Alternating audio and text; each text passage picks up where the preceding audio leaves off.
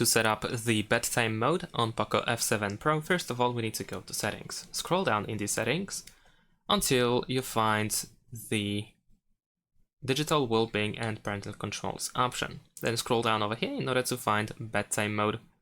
And now we can, for example, use do not disturb mode when we are using bedtime mode, so we are now setting it up.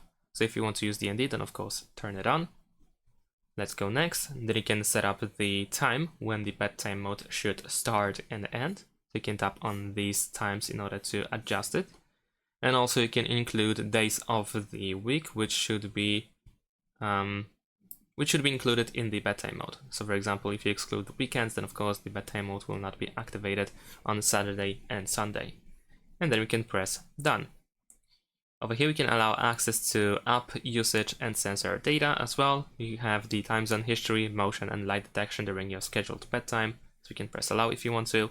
And there we go, the bedtime mode is pretty much set up. You can also manually turn on bedtime mode before if you want to by pressing this turn on now button.